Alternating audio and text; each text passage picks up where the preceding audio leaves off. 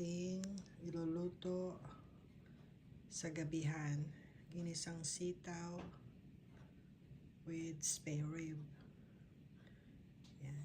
So, maghiwa na tayo. Ayan. Nahiwa ko na yung aking mga ingredients. Luto na tayo ng ginisang sitaw. Susunod ko naman yung sibuyas.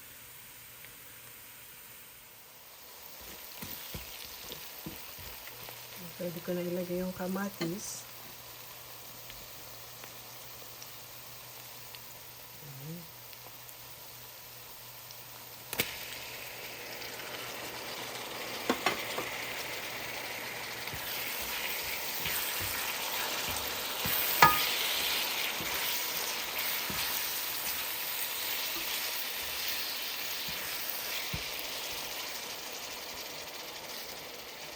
Hintayin natin maluto.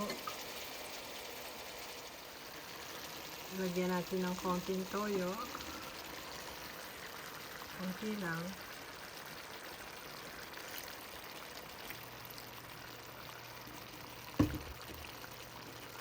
Konting asin.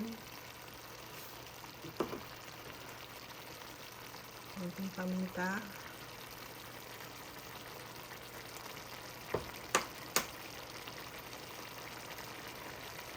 Haluin ko at palalambutin natin yung karne. Kapag malambot na, saka natin ilalagay yung ating sitaw. So, haluin ko at tatakpan ko na. Tikman natin kung tama na sa alat. At ilalagay ko na yung sitaw.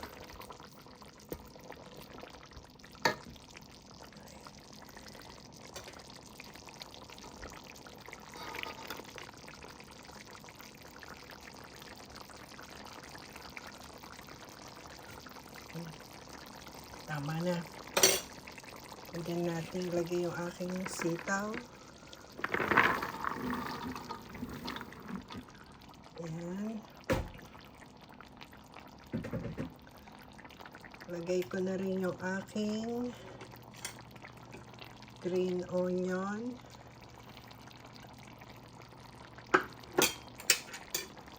Haluin natin.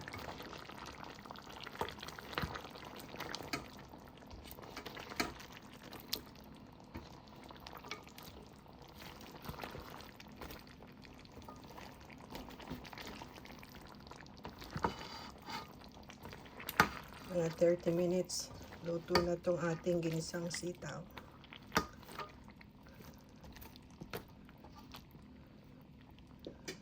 At ako pala ay naglalagay din ng konting Ajinomoto. Wala na akong magic sarap kaya yan na lang. Okay, takpan natin para maluto. Tingnan natin.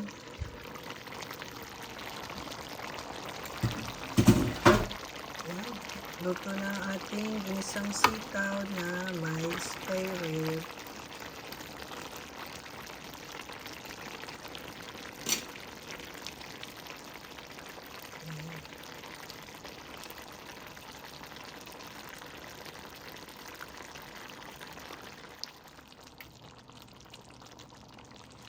Nilagyan ko rin siya ng mga leftover ko rin vegetable na sweet pepper. Ito na siya. Patay na natin.